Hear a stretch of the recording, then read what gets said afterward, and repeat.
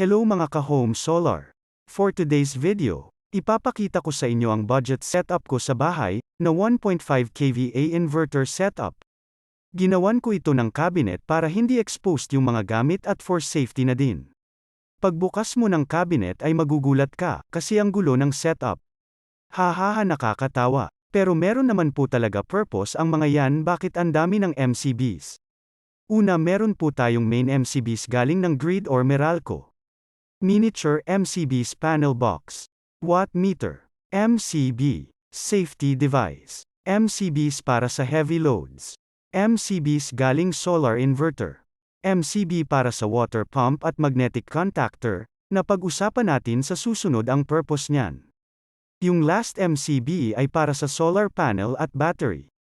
Siyempre, meron po tayong solar off-grid inverter na 12V 1.5 kVA at 12V 200Ah gel battery.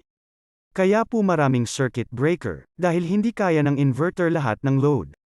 Kaya naka-separate yung heavy loads, kagaya ng water heater, aircon at welding machine outlet ay nakakonect sa grid.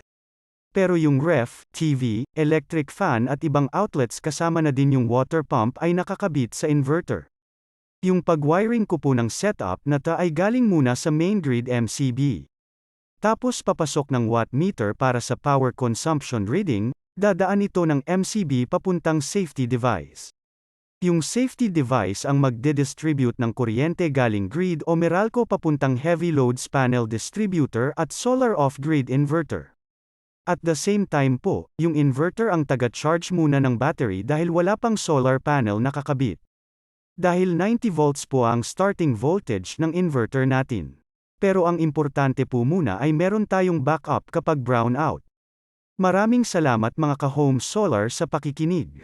At abangan kung para saan ang magnetic contactor. Pati na din yung mga wire size at MCB rating na ginamit ko sa setup. Marami pong salamat.